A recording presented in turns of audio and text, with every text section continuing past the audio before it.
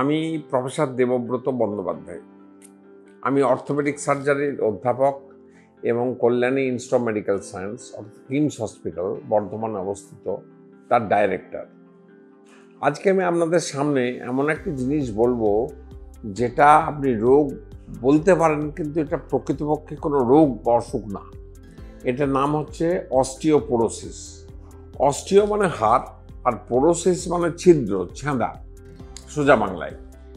তো অস্টিওপোরোসিস একটা এমন জিনিস, এটাকে রোগ বলা যায় না, কিন্তু এটা একটা বয়সের পর প্রতিটা মানুষের জীবনেই হয়। এর সাথে সম্পর্কযুক্ত আছে বয়স, হরমোন এবং অ্যাক্টিভিটি লেভেল।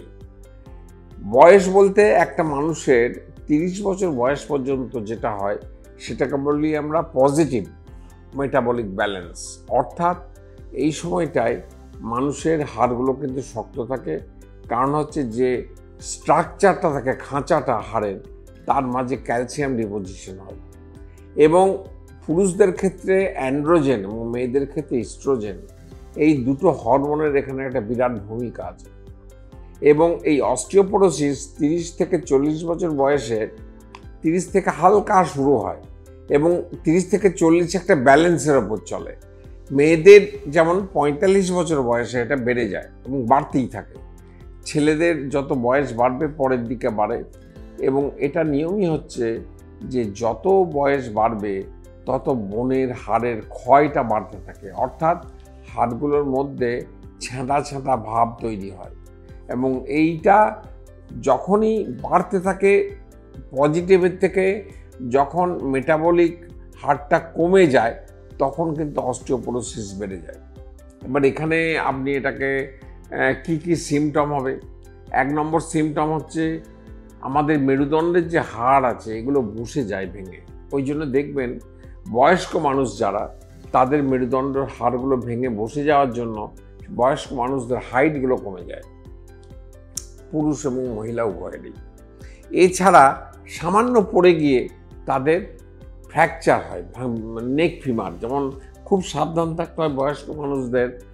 ফ্র্যাকচার, নেক ফিমার, এটা খুব সাধারণ ঘটনা।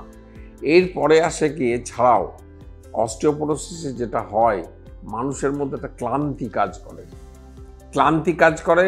তার সাথে তাদের হয়েছে একটা সামগ্রিকভাবে একটা শারীরিক কতগুলো উপসর্গ দেখা যায়। কিন্তু এগুলোর কন্ট্রোল কী করে হবে? কন্ট্রোল করতে গেলে আপনাকে প্রথম করতে হবে 2-3টে জিনিস। একটা হচ্ছে খাওয়ার মধ্যে আপনাকে মূলত দুধ জাতীয় মিল্ক প্রোডাক্ট বেশি খেতে হবে। তার মধ্যে দুধ আছে, পনির আছে, দই আছে, এইগুলো বেশি করে খেতে হবে। তার সাথে হচ্ছে খেতে হবে আপনাকে অ্যানিমেল প্রোটিন।